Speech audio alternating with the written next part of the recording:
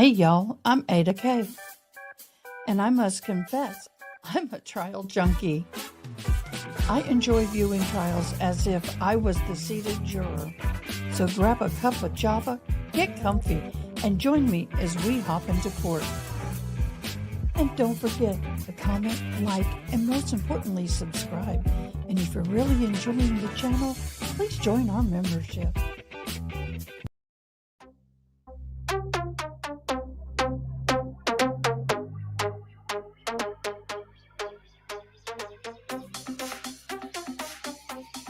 I'm back!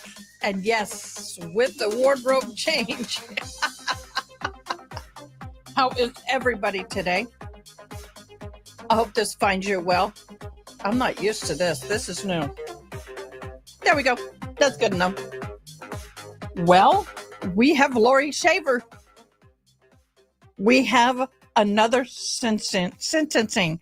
Laurie Shaver is going to be sentenced today at 12:30. And yep, we're here for it. Hey, Mouse, Eddie. Ailey Mouse was the winner. You got the internet. Have fun. I promise you'll enjoy it.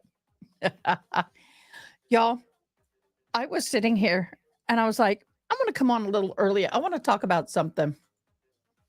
Yeah, that. Let me see if this is better. Maybe not. We'll see. Y'all, I had not really looked at these photos. Hi, out and about with Diane. Hi, y'all. I've not really looked at these photographs very much. And, well, I saw some things that I didn't see before. And it's in court, it's really hard. It is in court to keep watching and keep up and running your life, doing everything. But let me go back. Okay. First of all, I went the wrong way. There we go. Okay. Now I know where I'm at.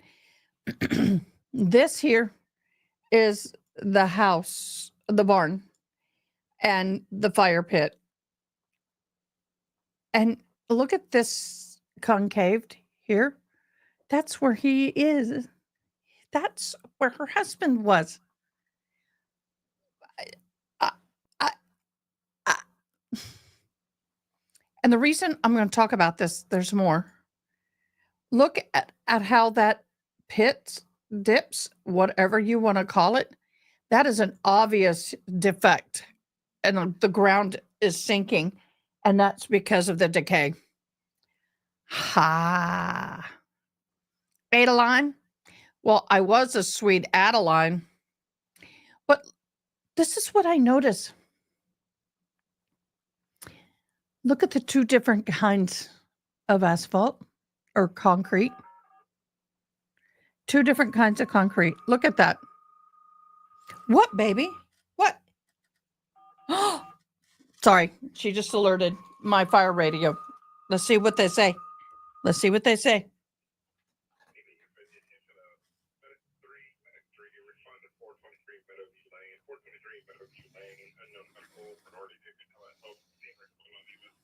Okay. So that to me looks like you have a pour on top of a pour. Isn't that, do y'all see the same thing?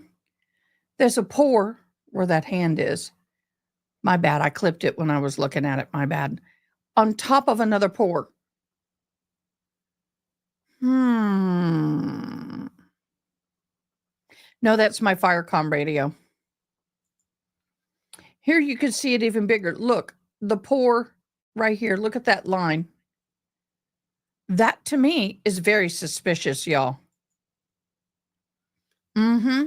And when you step back, look at the two different shades of gray. And even in this shade of the trunk, you can see the different shades of gray, which means it was not mixed and poured at the same time as the other. I mean, I was just like,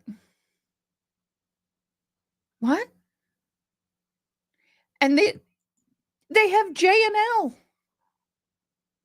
I'm like, I know you can, Haley Mouse. Yes, ma'am, you sure can. And then J, heart plus L. Oh, oh, not. I was just floored at that. I was like, I didn't notice the color difference until I started today looking back at it. Yep, y'all. There's no way she didn't know that didn't go down in her neck of the woods. I, I beg to differ. She knew dang well what was going on in her home. You can't tell me she did not know. I don't believe it. I don't. Not 1 minute. We are waiting. We've got about 11 minutes. Well, I may have subconsciously noticed it, but I never paid attention to it.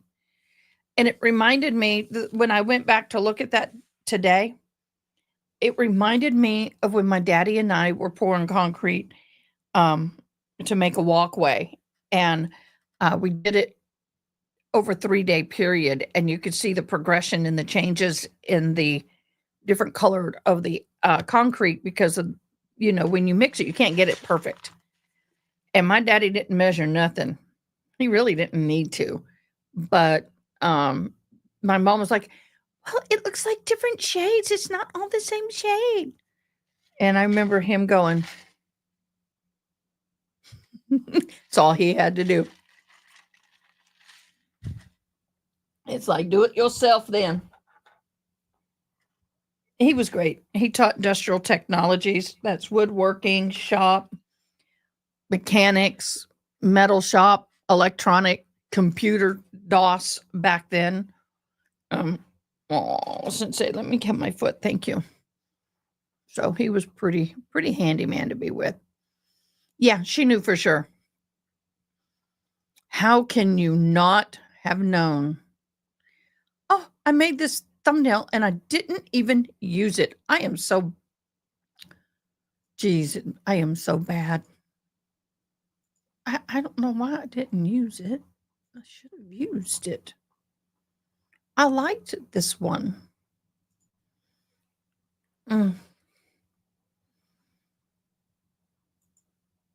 I like that one. Kind of liked it. So, for y'all who know, my sister's struggling with the end stages of cancer. She was back in the hospital or ER today for pain management. So she's headed back home. Yes, hospice is going to probably be brought in. Now, the good news is you can come off a hospice if need be. But right now, hospice is going to be brought in, which she needs it. I mean, it's all about keeping her comfortable, and whatever the Lord does, he does. Yep. Mm-hmm. Now, if my dad was doing it for competition or professionally, that would have been another thing. But it definitely begs. You can definitely see where his grave was, and the fact that she got married there. I thought he was unalived under the fire pit originally. When I first heard about this, and that they had guests over and they roasted marshmallows, and I'm all like, "Ooh, let's talk about that, boo." I would be so grossed out if they had roasted marshmallows over his body. Thank gosh they didn't. But the fact that people were running all over his body and didn't even know it, I would have been livid if I had been there and found out that he was buried under the chair I was sitting in. I would have been livid. It was just absolutely horrendous. Just the thought of it. So yeah, not something I care to see, care to be, don't want to do. Can y'all hear my candle crackling in the background? I'm feeling it real strongly on the hearing aids, but I wasn't sure if you could hear it. For those of you who follow Giuliani, all I'm going to say is he lost on everything this morning in the hearing. So he didn't get his way in any way, shape, or form. A lot of people are popping in about this. Oh, Gross Manry's daughter sentenced. Let's go ahead and do this for the fun.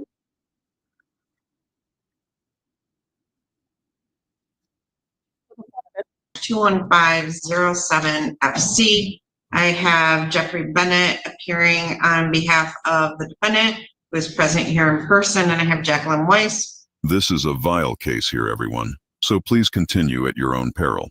This man did unspeakable things to victims too vulnerable to contemplate defending themselves. Viewer discretion is advised. Appearing on behalf of the people. I have received sentencing memorandums from the defendant as well as response by the prosecutor. I believe it was yesterday. Ms. Miles dropped off a victim impact statement with a request for restitution, which we will address. So, Mr. Shoemate, have you had a chance to meet with your attorney and read and review the pre-sentence report? No, we reviewed it. We reviewed it over here. No, right. We reviewed it in the jail. Oh, we did the first time. All right. So, Mr. Shoemate, he came to the jail at the original date of sentencing back in May, and he reviewed the pre-sentence report with you. Is that correct? Say it again. Say yes or no. Yeah. Okay. And then today you got a chance to speak with him. Yeah. All right. And do you need more time to speak with them, or are you satisfied that you've had enough time? I had enough time to speak with him, but I got a question for you. Well, why don't you whisper that to Mr. Bennett before you ask me? A defendant should never speak in open court anything that has not been prepared in advance. But it's okay that you're going to talk about it. Okay. Okay. Are you satisfied with Mr. Bennett as your attorney and the advice that he has given you? Yeah. Yes. Okay. The answer is no and nay. Is it yes now? Yeah. Okay, good. All right, well, first, Ms. Weiss, do you wish to explain or challenge the accuracy or relevancy of any information in the body of the pre-sentence report? Including the family history portion, Your Honor. If it's an objection by you or an objection by him, so sure. I would ask for an addition to the body of the report. I'm gonna. The people's response is that there were other people. Mr. Bennett's memo, and I understand advocating for his client, wanting the low end. And date one copy to go back in my file to acknowledge you received the paperwork. The other 2 copies are for you, and if you wish to appeal the sentence, you just need to fill out the paperwork and get it back to us within 42 days. You can if you want, and no contact with the victim. No, I'm just going to let it go. Okay. I didn't want to hear. In determining the appropriate sentence in these cases, the court has considered the seriousness of the offense, your history, the principle of proportionality, the statutory penalty, the cost of confinement, the sentencing guidelines, the report and recommendation of the probation department, as well as what has been said upon the record at this hearing. The criteria and reasons for the sentences are the nature and gravity of the offenses, the discipline appropriate to its commission, deterrence against repetition by you and by others, the potential for reformation, vindication from law, and the protection of society. While it is true that these incidents occurred a long time ago, it may be a long time ago for you, Mr. Shoemate, but I'm going to hazard a guess that the victims in this case have relived this every day of their life since then. It's a sentence of the court that you will, on count 1, serve a period of 17 years, 5 months to 50 years with the Michigan Department of Corrections, with credit for 288 days already served. Or no, what's the update on that credit? It should be 378 now, Judge. All right, so 378 days already served. There's a $130 crime victim rights fee and $68 state cost. You are to be on the Michigan Sex Offender Registry for life and electronic monitoring for life. You are to have no contact with the victim AM directly or indirectly. On count 2, it's sent to the court that you've served a period of 17 years, 5 months with the Michigan Department of Corrections to 50 years with credit for 378 days already served. And that's with MDOC, $68 in state costs, same requirement to be on Michigan Sex Offender Registry for life, and also on electronic monitoring for life, and no contact with the victim AM. On count 3, sent to the court that you will serve 17.5 years to 50 years with the Michigan Department of Corrections with credit for 378 days. $68 in state costs, required to be on the Michigan Sex Offender Registry for life and on electronic monitoring for life, and no contact with AM directly or indirectly. On count 4, it's sent to the court that you will serve 17.5 years to 50 years with the Michigan Department of Corrections, credit for 378 days already served, $68 in state costs, required to be on the Michigan Sex Offender Registry for life and also on electronic monitoring for life, and no contact with the victim, in this case, AM directly or indirectly. And these sentences will run concurrently to each other. Anything to add, Mr. Jones? Wow, I've never have I ever heard of lifetime electronic monitoring. OMG. That is news to me. I rhymed and I didn't mean to. I do have a package arriving in a minute. So I'll run and get that, but the live camera has come up. Oh, sorry about that. We do have a camera up in court. So what are y'all's things? How long do you think that she will receive? What are y'all thinking? I know what I'm thinking. I'm wondering what you're thinking. She can get 25 to life. What do you think they're going to have her or give her?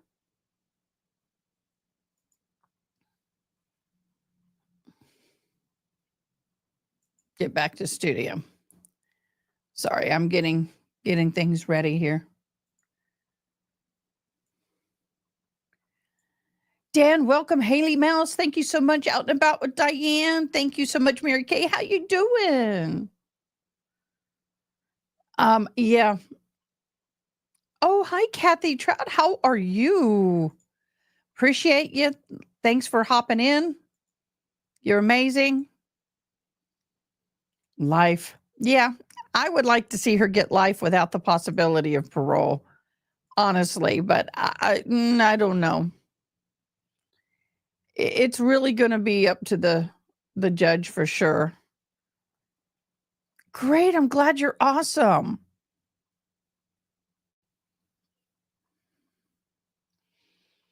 I am on a search for a vintage cabinet. That's kind of cool. For something on the wall. Actually, I'm looking for multiple. I'm going to try and do something special. Oh, I could take that and put glass in it. Love it. Love it. They're two almost the same. Yay. I saw something somebody did and I realized, oh my gosh, I want to do the same thing, but I want to do it for 4 people. So at $175 a piece times 4, that's quite a lot of money, but I'm getting an idea of what it is.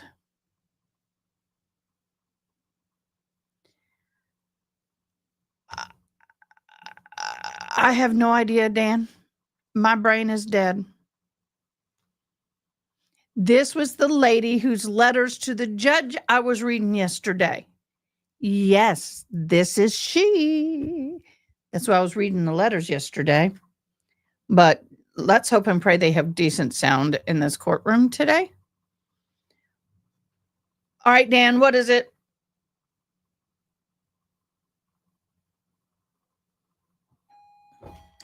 I'll be right back.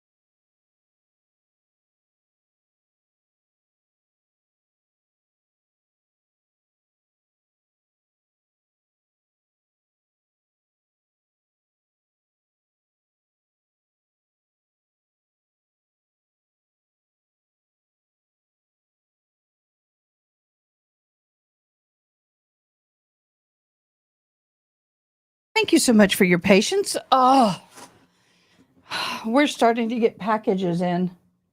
So I had to go grab some product packages. Oh my gosh. Yeah, that's going to be an interesting picture. It'll be interesting. I honestly think I honestly think she's prepared for it.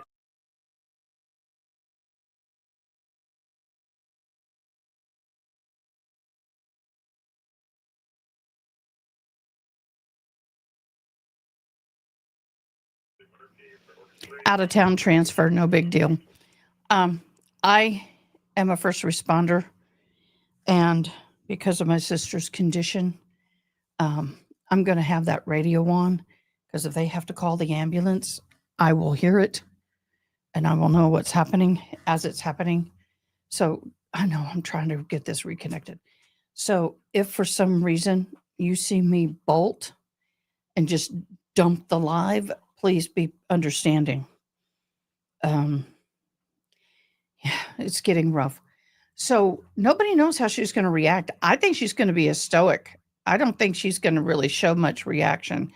In fact, the lawyers try to get them not to show reaction in front of the court. I was surprised how well Sarah Boone handled it. Yep. Interesting it will be. So let me get something back up. Oops, somebody posted something. Who was saying what?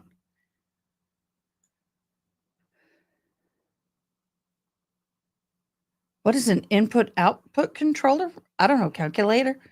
Dan, I love your acronyms. I'm better with that. But riddles, unless it's IOC, I'm horrible. I am horrible. Do you know people are saying that Thanksgiving should be in October?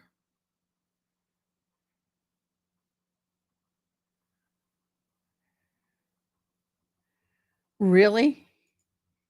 A lot of people are wanting it in October, like the Canadians. I don't know. I have no preference. I know. Let me see. Let me see.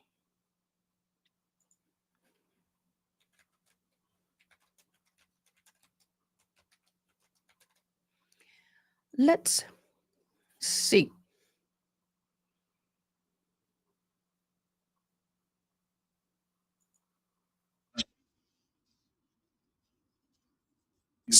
Laurie Shaver's husband, Michael, vanished in 2015. She said he left her and their kids to start a new life. Ann Mercogliano spoke to their neighbor, Kurt Rule. He went missing. Tell us about that. We just assumed that, okay, they had a big fight. It got to the point of too far, and he decided not to come back. Laurie Shaver remarried a year later, with the ceremony taking place in the backyard of her house outside Orlando. But a suspicious friend of the missing first husband raised an alarm with cops. In the backyard of Laurie Shaver's home, cops saw this, a fire pit that to them looked to be discolored and in the shape of a body.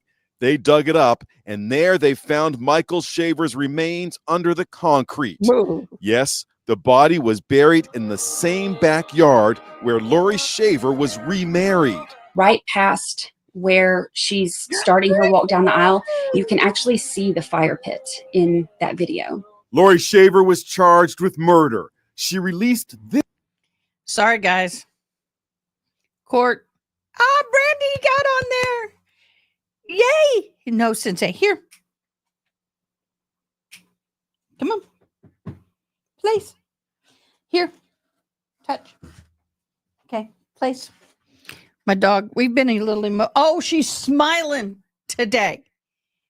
Are you kidding me? Good afternoon, everyone. We're present in case number 2020 CF 2361. Really? Florida versus Laurie Shaver. With the parties present, please identify themselves for the record. Nick Camacho on behalf of the state. Rich Buckman for the state. I am totally gained.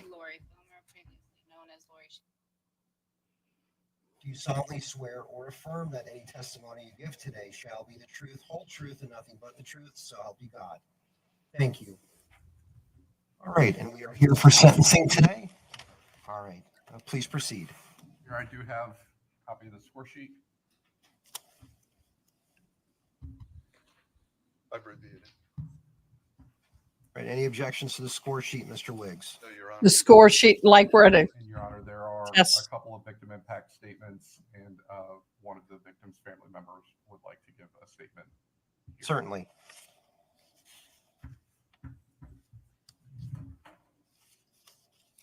I love Please come this up to little. the podium. Please state your name for the record. Brian Douglas Shaver. All right, please proceed, sir. All right, dear Judge, the senseless and tragic murder of Michael Douglas Shaver has left an irreparable void in all of our lives. The devastating loss has not only taken away a beloved family member, but also deeply impacted his two innocent children. Michael Shaver was a son, a brother, a father, an uncle, and a friend. He was a kind, loving, and humorous soul. He cherished his family and friends more than anything. Despite the challenges he faced, he always found a way to connect with those he loved. However, his life was tragically cut short at the young age of 33. Laurie Shaver's manipulative and narcissistic behavior isolated Michael from his family and friends, depriving us of a chance to be part of his life. Her actions not only led to his tragic death, but also perpetuated a harmful narrative that tarnished his memory and caused further pain to his loved ones, especially his children. Her actions did not stop the day she took his life and buried him within sight in her backyard. She continued to make choices that would impact both Michael's memory and the people around him for years to come, from stealing his identity, impersonating his likeliness, marrying a new husband over his body, and putting the weight of a terrible tragedy on the shoulders of his daughter, having her to maintain that lie for years. Laurie Shaver's actions not only ended Michael's life, but also stole his future. She deprived him of the chance to live life to its fullest, raise his children, spend time with his family, experience personal growth.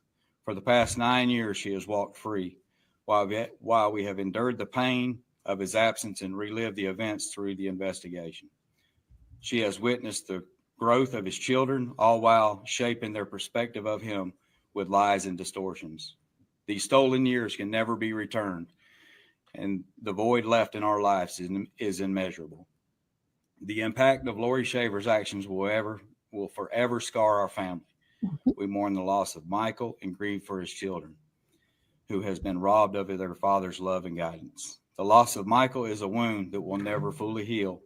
While justice may offer some solace, it cannot restore the life that was stolen or mend the broken hearts left behind. Judge, we thank you for your time and consideration as you make this sentencing judgment regarding the heinous crime against Michael Douglas Shaver from the Shaver family. Thank you, Your Honor. Thank you, sir. Your Honor, I do have two other statements from friends of Mr. Shaver. First being Randolph Bean. To whom it may concern and all. Object to hearsay statement during sentencing hearing. Hearsay is admissible in sentencing, Judge. Overruled. Please proceed. To whom it may concern and all who may have need to view it. This document is an impact statement against Laurie Shaver, who murdered her husband, Mike Shaver. Forgive me if it's too blunt or angry as I cut through my own anger to most clearly express my points. I beg your tolerance in this not being the typical statement going on at length about how much I miss my friend. This is going to be good. I'm that annoying OCD guy that can't turn his mind off, notices everything and annoys everyone over details without trying to. I'm also the guy that's almost impossible to impress, so my feeling of Mike's merit is a rare thing for me to award anyone or thing. I can assure you I'm a lot nicer to talk to than read serious statements written by. Please bear with me as this document is at least now far shorter than the original 63 pages it started as. First, the victim himself, Mike Shaver. I knew and worked with him as a member of a very elite unlimited class air racing team for the most highly modified P-51 Mustang in history. Through that, I came to know that Mike had been a working commercial pilot at the start of a career, flying local commuter flights in a turboprop aircraft. This requires the rating, the hours, and also know of both piston and gas turbine engines to qualify for the job. He obtained his rating initially with financial help from his parents at Laurie's insistence, and to separate from friends and family so as to control him, she demanded they move to Florida. He did so and was unable to find regional work as a pilot and thus took a job maintaining monorails at Disney. There he was noted as a great and reliable worker. Maintaining his interest in aviation, he volunteered for the PM race team. While not a certified AP, he is allowed under FAA rules to work on experimental class of aircraft. I saw and worked with him on things as diverse as a complete rewire of aircraft, rebuilding landing gear, custom constructing a carbon fiber canopy to reduce drag, and of course, internal work on the Rolls-Royce Griffin engine. This Mustang is only the third one so modified, and the other two were destroyed while racing. As a machine, he worked on literally the most advanced unlimited class racer ever built. Yet he was not some ignorant flunky stuck with a dead-end job as a mechanic just out from under the shade tree of skill. I say this to illustrate that he was incredibly intelligent. At our last races, Mike, myself, and one other discussed forming a team for the IF1 class known as the entry level to air racing. Mike, given his small stature, would have also been the pilot. He had agreed to pursue the idea. Friendship and shared tasks impressed me that he was an incredibly intelligent and funny person. You couldn't meet a nicer guy. I enjoyed getting to know him and looked forward to the future friendship and plans we shared, all now shattered and gone. As to him being a person and parent, I can say that I've never met a man so worried about the welfare of his children. He endured all, including being murdered in hopes of protecting them. As a result, he was a badly battered husband, always bearing the brunt of Laurie's outbursts and physical attacks. The court had only one instance to work with, and a bad one at that. Just after the event, I asked Mike why he went to jail when she attacked and overwhelmed him. The photos clearly showed him with bleeding head trauma, torn clothing, and disoriented look. His statement to me was, the police showed up and I told them that she had threatened all of us with her gun. I was scared she would hurt the kids, so I tried to take it away from her. She hit me repeatedly in the head with the gun, ripped off my pocket trying to get the truck keys, and broke a bunch of other stuff too. The police listened to her and seemed to think I was abusing her and told us that they had to arrest somebody as it was a domestic violence case. I thought it would be best to protect the kids by not having their mother go to jail, so I agreed to be arrested. It was noted in the trial he had moved into a room at the hangar without explanation. He did so to remain close to the children as possible. Literally everyone on our team urged him to leave her ASAP, but he realized that domestic violence arrest would easily put the kids back in her care. Based on that, he tried to create a peace with her and moved back in. When I asked why, which nobody else did, he told me, I want to be there to protect my kids. If he had any failing, it was in self-preservation. You can't survive for yourself. You can't be there for anyone else. That's why I say I have never seen a man more dedicated to his children than Mike. If spirits exist after this life, I'm sure his is gutted at the lies and brainwashing used on his daughter. Those of us who know them all 100% know that things stated she claimed to have done so were impossible simply based on her tiny size at the time. He was a smart, funny, caring, and wonderful man. The world is truly a worse place without him in it. I think of him often, and the pain and frustration of his murder leaves me angry every time. Time has not lessened the pain.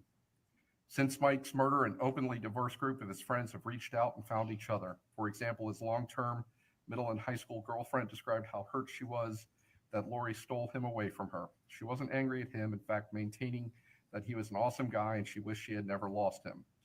Even then, she feared for his safety and she was proven right. So many you will never hear from miss him. Mike himself was very guarded, but the small amount of information he admitted proved yet again Laurie cares for nobody and will do whatever it takes, including murder, to please herself. I implore and demand you impose the harshest sentence that can be constructed. Punish her for the murder and the roundabout chaos and pain she caused all around her. It isn't about my personal feelings of loss. Those compose only a tiny part of the reason for the harsh sentence. It's about repeating the mistakes of so many legal system failures I have seen. Mike, a good man, was done so very wrong, and all the other abused husbands with no place to turn for help, you were their only chance. Randolph B. Also have a statement from a Scott Skrzyzewski. It's just for the record, same objection as to the hearsay and the opinion testimony at this. Overruled. Your Honor, Laurie Shaver has demonstrated multiple times her lack of remorse or resentment pertaining to the crimes she has committed. Laurie has willingly and without one single ounce of guilt damaged her children mentally by influencing them through instruction and uttering false statements since she murdered Michael in a feeble attempt to mask her crimes. Laurie assumed Michael's online identity, posing as Michael to myself, his other friends, and family to gain additional privilege of prolonged freedom, lengthening the time before she was able to be held accountable for her crimes. We will never get Michael back, and her family will never get his children's innocence back. Laurie's inhuman, ruthless, and savage actions, and especially her lack of any repentance, indicate that she will never change.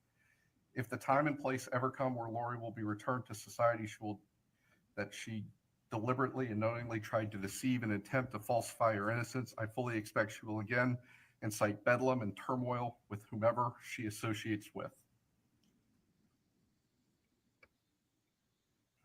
She expects life to be a one-way street for her and in her favor. She has proven that when things do not go her way, there is no limit to the actions she is willing to take. I humbly and respectfully ask the court to impose the harshest sentence that is possible. Thank you, Scott Skrzycki. Your Honor, I do want to say that there have been various references within these victim impact statements and also in the pre-sentence investigation that talk about the fact that Ms. Shaver, now Ms. Filmer, has shown a total lack of remorse for her actions. I want to be clear that as far as any statements about that lack of remorse, especially from the PSI and the statements that I made, have nothing whatsoever to do with her expressing her innocence, maintaining her innocence, asking for a trial, asking for the jury to determine what the facts of this case are. That would be completely inappropriate and not an appropriate thing for the court to take into consideration for sentencing. When I talk about her lack of remorse, I refer to the actions that she took after her killing of her husband and all of the actions that she took to help cover that up. That includes lying to friends and family members, acting as if Michael Shaver was still alive, knowing full well what she had done.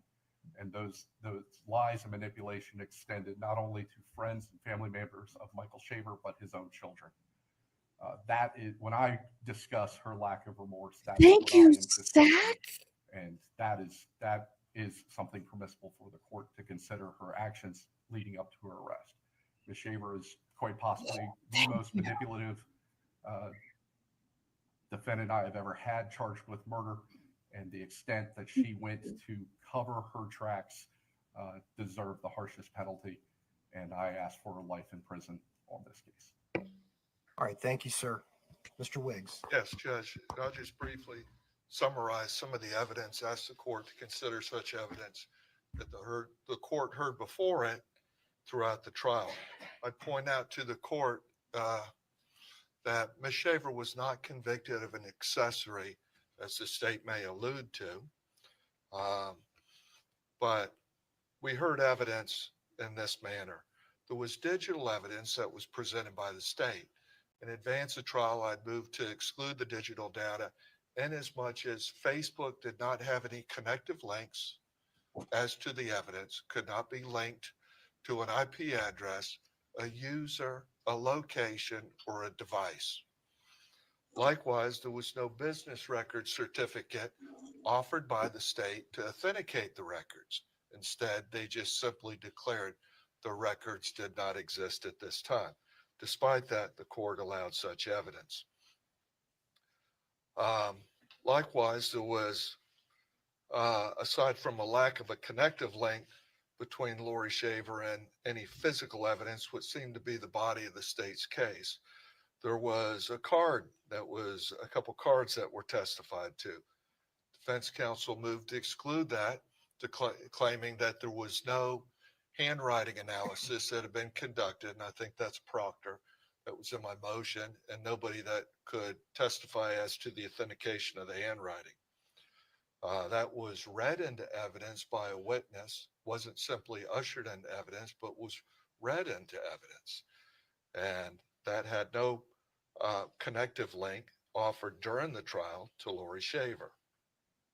Likewise, there was reference to a sale of guns. Not one single gun that the state elicited testimony about had any actual involvement in the crime itself.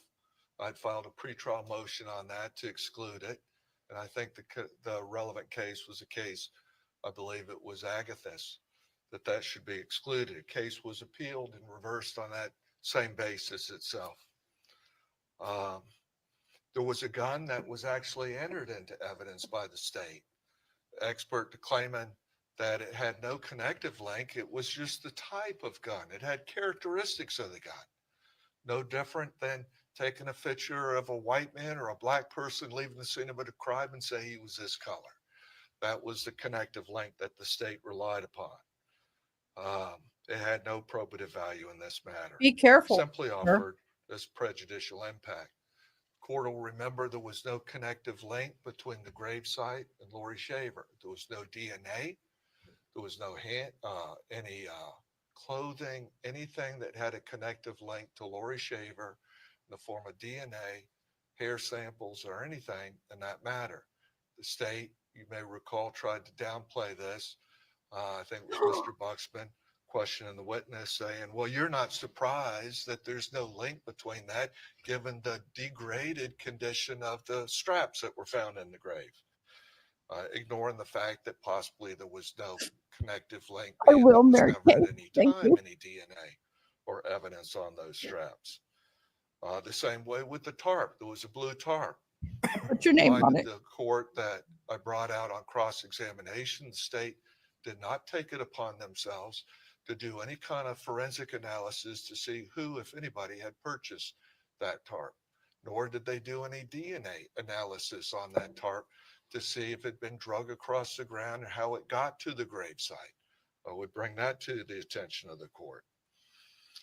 There was also testimony, unrefuted, from the medical examiner that there were buccal swabs connected to Michael Shaver, which indicated that there had been some force or trauma at a point post death or after the death of Michael Shaver. It was testified, and the court heard testimony that the boyfriend at that time, Mr. Townsend, had, they believe, removed the body only to return it later. There was no evidence that Laurie Shaver had moved the body, and that could not be accounted for. That was brought out in evidence.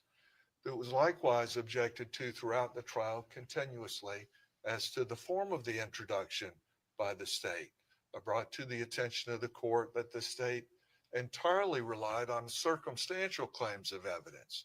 And that would be, it was always everything the state declared was going to be a timeline link, anything that came into evidence, whether it was the gun, whether it was the sale of guns, whatever it was, that would be their claim. I presented to the court a case, Smith versus Carlisle, which went back through the history of circumstantial evidence and reinstated a case called Volcker. And there the Supreme Court had declared if the state's going to rely on circumstantial evidence, there must be a foundation for that evidence that's not subject to any other reasonable interpretation except that of guilt. At no time did the state throughout this trial, not one single time, did they establish any foundation upon which these circumstantial claims were based. And that instead they argued to the jury in their closing, it was just a totality of these circumstances that they could hang their verdict upon. Now, we understand there's a minimum mandatory of 25 years in this case, Judge, and the court can impose a life sentence in this case. Based on the evidence, the undisputed facts, as I've just brought to the attention of the court, we'd ask for the minimum mandatory of 25 years be imposed against Laurie Shaver. That would be our recommendation to the court at this stage. And Ms. Shaver, I know in the PSI, she had sent the court a letter as to her feelings, impressions, and her sentiment about the matter. I presume it's made a part of the record for purposes of the sentencing, and I presume that the court has reviewed that as well. I have reviewed the letter, Mr. Wiggs. Thank you, Judge. Is there anything further? Just and I sympathize with the family that's here. I know they have heartfelt feelings about it and emotions. It's not testimony in the sense that it's offered anything to establish the state's case. And I am sympathetic as to the scenario that they found themselves. The court would be reminded, though, and also in this case, that there was evidence of physical abuse by Mr. Shaver. And there was nothing that really contradicted that in this trial. I'd bring that to the attention of the court as well. And I think all these facts would justify at least the minimum mandatory imposition. All right. Does your client wish to address the court? Do you need? You're in the drawing for a new Starbucks tumbler. Welcome, wild child. No, she doesn't, Judge. Is there anything further? Nothing further from the defense. Anything further from the You state? better not. No, sir. Please present your client for IT. sentencing. All right. Laurie Shaver Filmer, in case number 2020 CF 2361, having been found guilty by a jury of your peers of the offense of murder in the second degree with a firearm and having been adjudicated guilty of the offense of murder in the second degree with a firearm, the court hereby sentences you to a term of life in the Florida Department of Corrections. Standard fines, fees, and costs will be assessed. Mandatory court costs will be assessed. You will have 30 days to appeal. Do you wish to have appellate counsel appointed? Yes, Judge, and I've prepared motions for the court. At this stage, I filed 2 notices of appeal. The clerk sent one prematurely to the DCA, and it got returned. I advised him that the state had inadvertently sent it in advance of the sentencing. So that was returned yesterday. I filed what's dated or identified as a second notice of appeal, and I've sent the clerk a letter. Wait till the sentencing to send this. I've likewise filed with the court a motion for appointment of declare the defendant indigent for costs and to request that the public defender's office be appointed. The JAC has received the pleading. They said they have no input on the matter, and they've been noticed for the hearing as well. All right. State have any objection? I see you. No. Okay. Well, court will appoint appellate counsel for Miss True. Laurie Shaver Filmer. Very well. All right. Do you have a proposed order? I'm sorry. Yeah, I have a proposed order. If I may. Madam Clerk has an order, Mr. Wiggs, so we'll use the order that Madam Clerk has prepared. And Your Is there anything further from the state? Just real briefly, as a matter, when you refer to the standard costs, that would include the $100 cost. Yes, $100 cost of prosecution will be imposed. Welcome.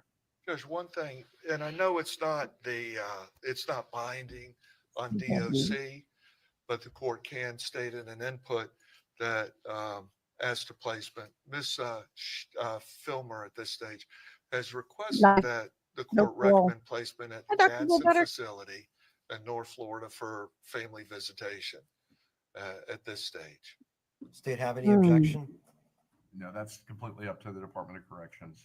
And again, that is up to the discretion of the Department of Corrections. The court can merely make a recommendation, and it is so recommended that Miss Laurie Shaver Filmer be housed at Gadsden. Thank you, Judge. Thank you. Is there anything further from the parties? He just said Wiggs? life. There's nothing further than we'll adjourn. Thank you, everyone. We're adjourned. So she got life. Judge, I'm sorry. While we're all present still, just for purposes of the record and preservation, I'd renew all the pretrial motions to renew my motion for judgment of acquittal and judgment notwithstanding the verdict for purposes of the appeal. I don't think it's necessary, but I just do it on the record at this stage. Any response from the state? We're done. Let's get out of here. All prior motions were respectfully denied. Thank you. No. Hi, Camilla. No, we have a lot of new people. Welcome. We're so glad to have you. I'm Ada Kay. Thank you for joining us. And there you have it. She got life. And he didn't say with the possibility of parole. I'm anxious to hear what some people say about that. But to me, that's good. That is good. She got life and dang well deserved it. And I'm so glad she did. I feel better. I feel better.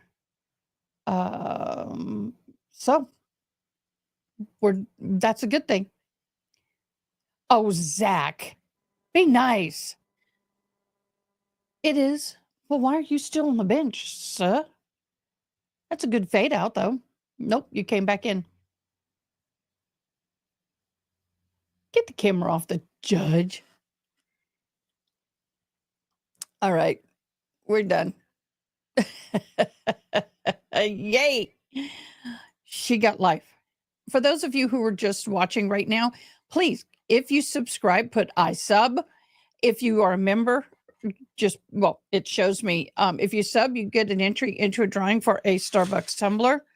And if you become a member, you get 10 additional. So you get a total of 11 if you become a member and you sub. Color of your choice. If I don't, I can get the color of your choice. So please put I sub. The drawing will be the last day of November. Let's see. She tried to get her daughter to take the blame or tried to blame her daughter. And you be a member now. Thank you. You only have to put I sub once. It gets you. But thank you. You can let me know. Kathy, thank you for subbing. Better watch it, Zach. You're going to get in trouble. We don't need trouble. So we've had an interesting day today. We had the Karen Reed. We had this. Do we have anything else? Do we have anything else? Because I got off of thinking we were done, and then I went, maybe not. Maybe not. I'm getting a lot of alerts. It's probably due to this. Yeah. So welcome and thank you to all of our new members and our chats and our super chats. Thank you so much. I will get flowers for my sister. She is really struggling, and they have an appointment tomorrow with the oncologist, but doesn't look good. I don't see a road back unless God performs a miracle, and I believe he can. But thank you so much. I will buy her flowers and put your name on them. Deborah Ridden was supposed to be sentenced today.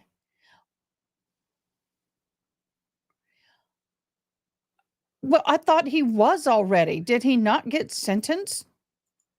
Let's look. Let's look before everybody leaves. Don't leave. We're going to go look for that. That's going to be a good one. That's an interesting name, isn't it? Deborah Ridden for man. Diobra.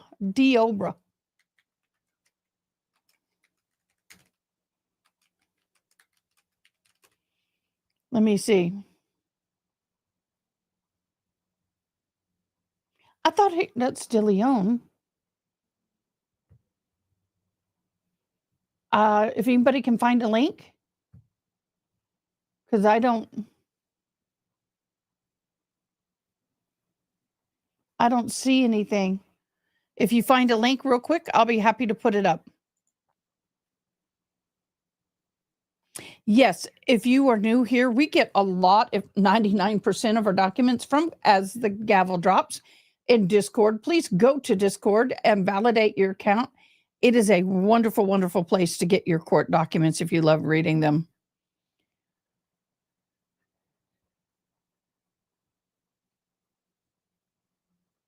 Oh, we're going to do that. Oh, yes, y'all. The new Jean-Benet Ramsey. That will be awesome. Oh, Pernilla. Give Zach hell. Go for it. Give him hell. Get him. I am not finding anything. Let me Google when is the sentencing.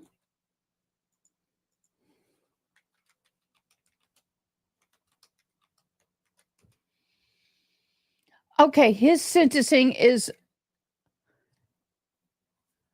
January 8th of 2024. He's already been sentenced.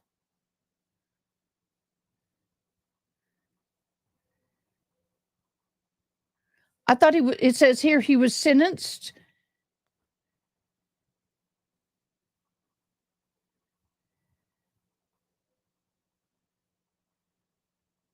He was sentenced to 19 months to 2 years.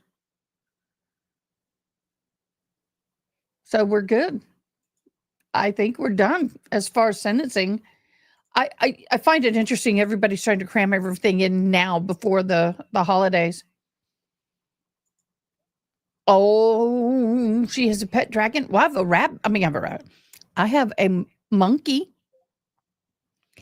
I do have a monkey. He does have a few cases against him, so I don't know what this case is. Giuliani came back out of his hearing and he has to forfeiture everything. The judge was against him all the way. Of course, he called the judge an extreme liberal, and that's why he's doing it to him, because he's an extreme Republican. So I don't do politics. It's pineapples here, but just letting you know what happened. Yeah, January is going to be huge. Oh, how sweet. How sweet. Yes, toxic. He was sentenced to 18 months to 2 years. That's already happened. That already happened.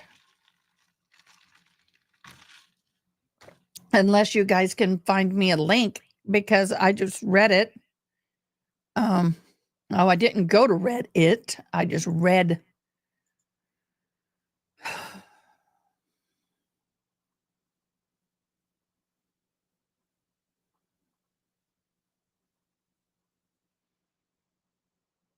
Unless it's something else. It was, I'm sorry, he was sentenced on November the 7th. I'm reading it.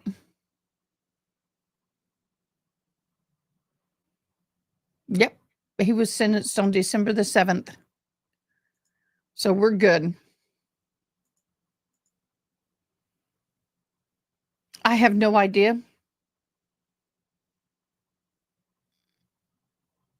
I don't know. If y'all find the link, I'll gladly go there, but I have no idea.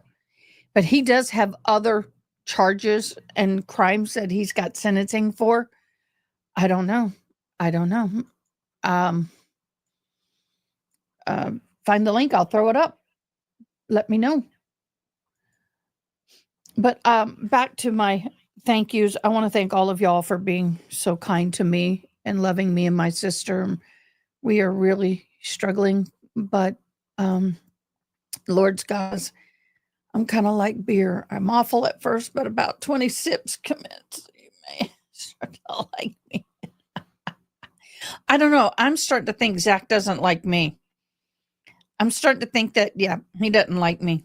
He comes right by my shop. He never says hi. He's had both sentences. He's had both sentencing. Another UPS. Hold on.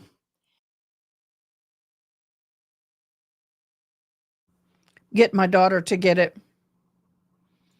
Yeah, please do. That would be great. Would love to. My sister 5 years ago had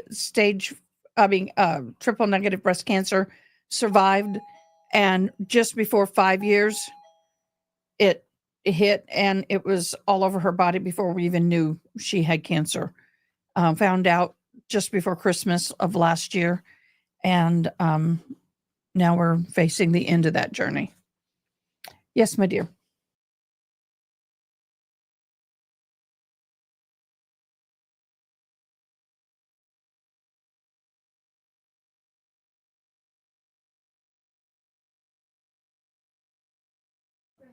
So anyway, I don't know. I know all he cares about fish. I'm so sorry. Yeah.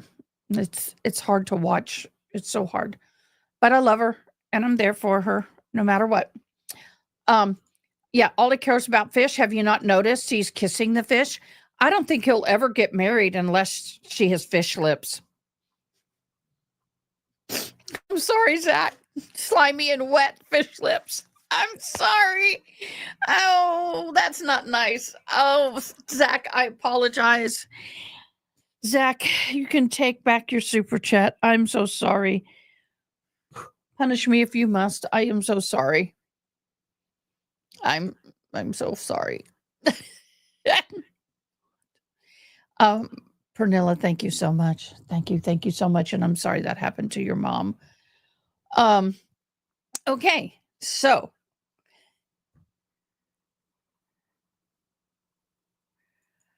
yeah, but it came back. They said that 85% of women, it reoccurs within 2 years. And the fact that she was just like a month or so away, very short time from her 5 years, and to find it everywhere. And yeah, she's the bravest, strongest, godliest young lady I've ever known. Okay, screw it. I won't apologize. Did you marry the fish? Or did you release it to catch another day? You know how they always tell you there's another fish in the sea? Zach took it literally. Okay, what court can we find it? Okay, let me go to Court TV.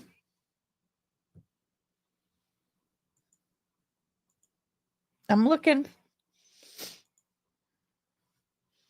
Okay, let's see. Jealous ex-husband. No. Let's go back to lives. Oh, Mary Kay. Oh, God, I love you, babe. Love you. I don't see a thumbnail for this trial at all. Let me Google his name.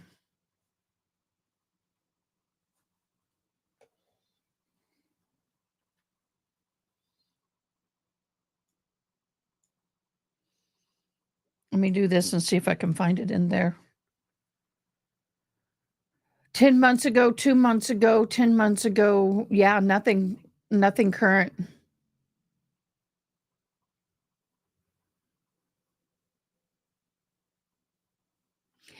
Dan, it's a program. That's all I know. I can't either. But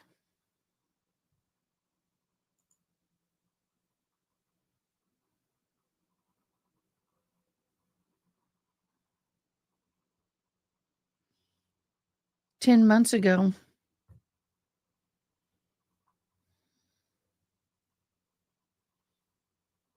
No, I don't see anything. Okay, guys, I'm going to go and try and see my sister. I don't know if she's able, but she just got home from the hospital, so I'm going to call and check on her. I want to thank you again for joining Mary Kay and Zach. Thank you so much.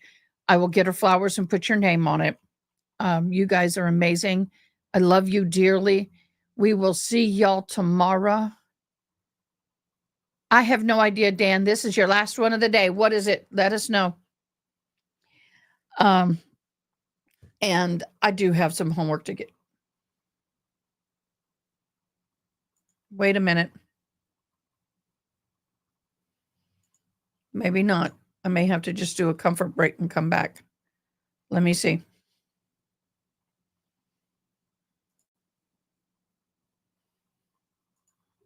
Let me share this.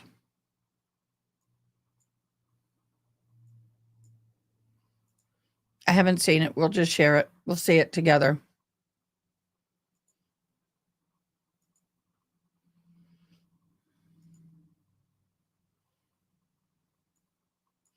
That candle seems loud to me. I'm feeling it really big.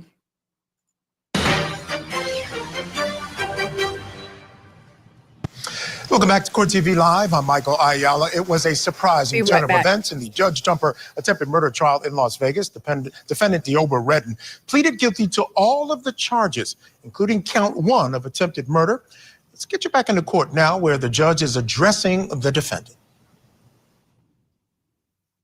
You also understand that you are eligible for probation with respect to those other counts? Yes. As well as count 3? Yes. Your Honor, I think count 7 is actually non-probationable. Okay. Okay. I will get to count 7. I thank you, counsel, for doing that. You are not eligible for probation with respect to count 7. We will get to that in a few moments. Do you understand that? Yes. Okay. With respect to count 4, Do you understand the court must sentence you to imprisonment in the Nevada Department of Corrections for a minimum term of not less than 2 years and a maximum term of not more than 10 years? Yes. Do you understand in that instance you may be fined up to $10,000? Yes. Do you, with respect to count 5, do you understand that the court must sentence you to imprisonment in the Nevada Department of Corrections for a minimum term of not less than 1 year and a maximum term of not more than 5 years? Yes. Do you also understand you could be fined up to $10,000 with respect to that count? Yes.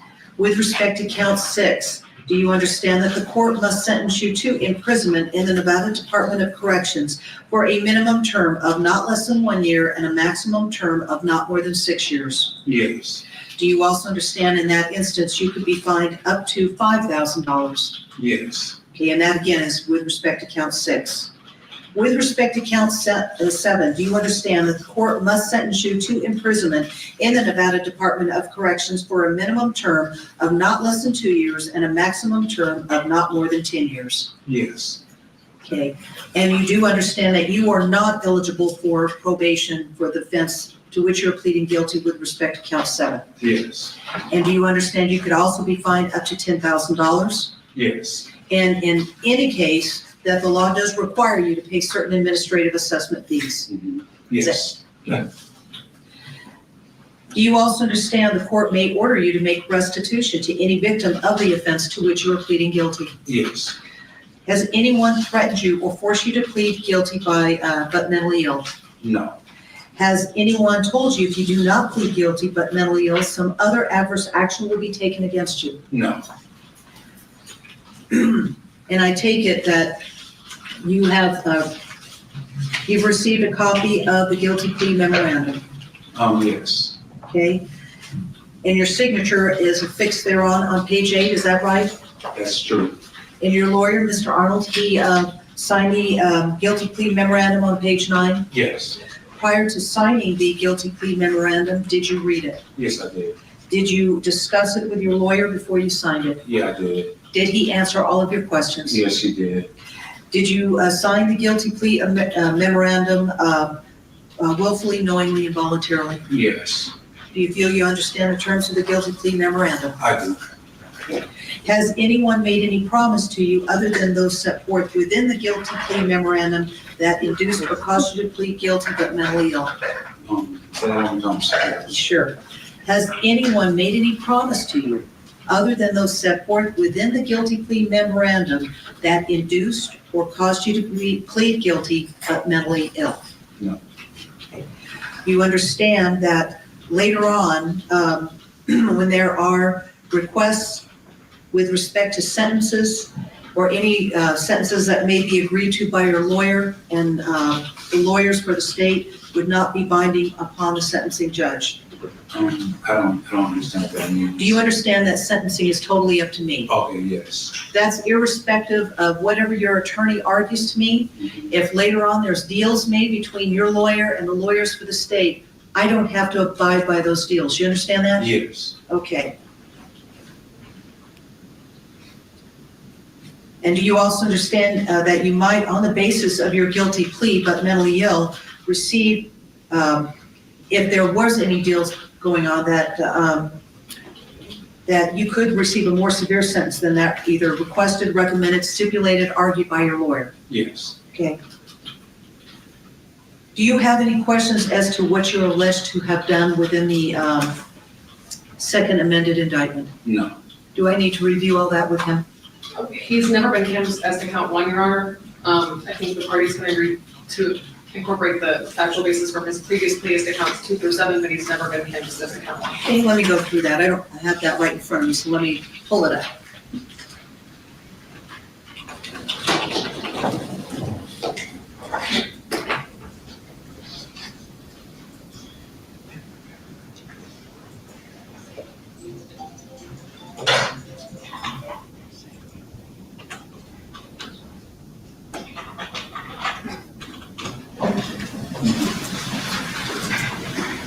I'm going to go through all the counts. Thank you, Your Honor. Okay.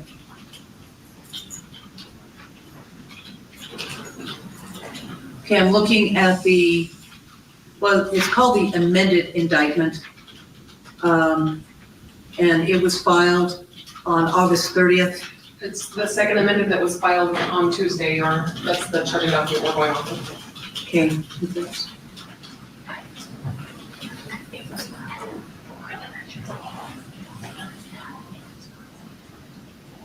Okay, I need it.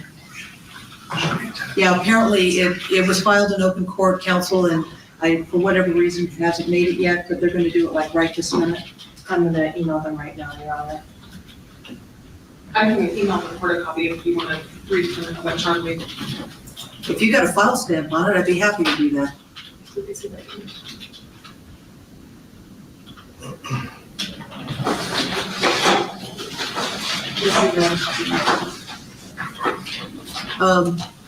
In fact, counsel, would you approach? Wow. Interesting. Ruh-roh. Approach. All right, so you heard the judge there. Essentially, she's not bound by any deal or any discussions that would have happened between the defense and the state. She can sentence him to what she chooses to. But again, the big headline is he's accepted this plea or agreed to this plea of guilty but mentally ill. And now he has the burden, his defense has the burden of proving beyond a preponderance of the evidence that he is in fact mentally ill. And then they'll deal with it after that in terms of the sentence. Facing, at least according to what the judge said, over 90 total years when you add up all 7 of the counts and the amount of time, the maximum time he can do on those. He's 31 years old, so doesn't look good. All right, we'll take a break here. When we come back, we'll get you back inside that courtroom. Keep it here on Court TV.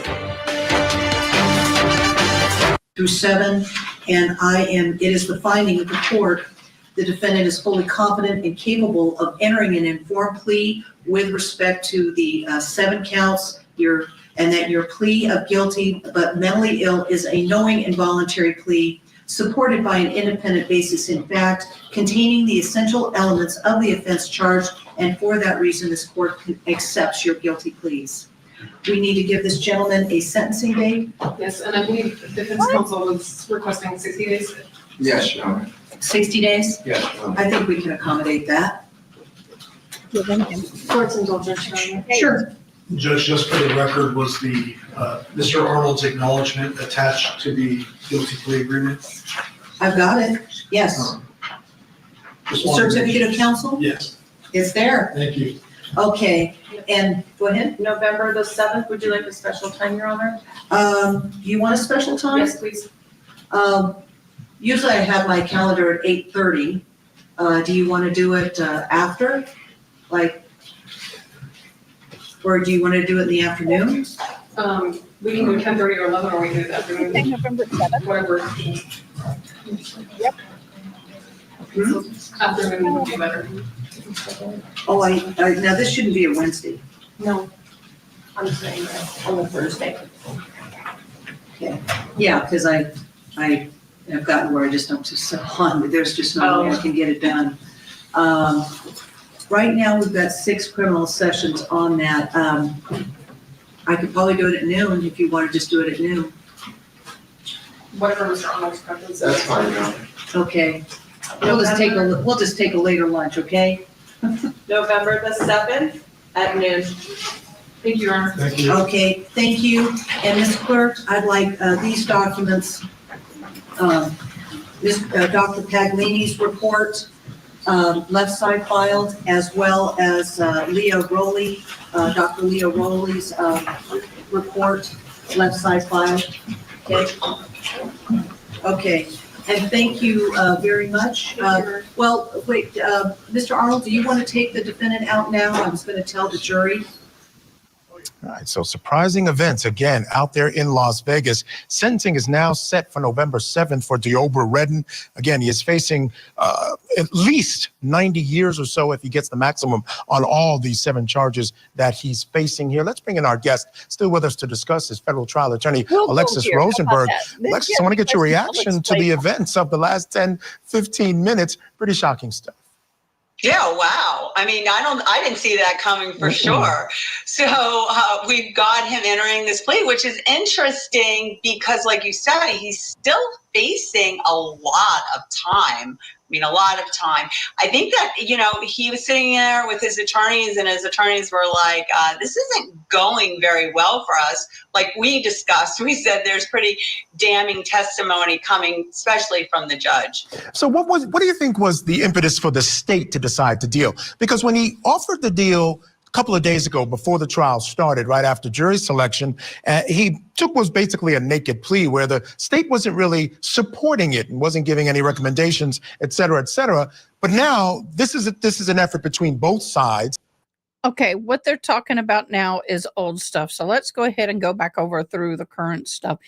Basically, he has pled guilty, but with mental illness as an excuse. But that judge could sentence him to the full 90 years if she chooses to do so. It's not guilty by reason of insanity. So basically, he pled guilty to all counts. And with that, if he gets the max on all counts, it's a 90-year sentence. He's already in other hearings. He's got other cases against him. Honestly, I don't see this guy getting out ever. In the original trial, his family said that he has mental illness. Wasn't it bipolar and possibly schizophrenia or schizoaffective, in other words, possibly, and that he was on medication and he had decided to stop taking his meds. And that's when this occurred. I find it interesting that he was standing in front of the judge, calm and cool. Yes, ma'am. And I'm changing my life and I'm doing everything I'm supposed to do. I'm being a good father, yada, yada, yada, yada, yada. And then the moment she said he's going to have to serve some time in jail, he snapped and went after her. So, yeah, he's got major issues. I don't think he needs to be out in the public, honestly. I think he needs to stay far, far away. So that's where we are. So I thought November 7th was going to be, November 7th is the sentencing. I have it down for 12 o'clock. If it changes, I will let you know. My calendar is starting to fill up for November. Let me go back to November and let y'all know what's happening. And some people were taking bets if that judge would actually show up for his sentencing. I don't know if she will. I don't think she would care to be a part of that, but we'll see. You may do a victim impact. I don't know. How do I get my calendar back to, I'm in Google Calendar and now it's on daily and I can't get it off of daily. I want it on monthly. Okay, let's do this. No. Oh, there it is. Month. Okay, so for Monday the 2nd of December, wait a minute, wait a minute. What day did they say they were going to, you're right, I'm sleepy. What day did they say his trial was going to be on? The 2nd or the 7th? Was it the 2nd or the 7th? I think it maybe the 2nd. Do y'all know when they said his trial was going to be rescheduled for? I'm tired. No, don't want to go back.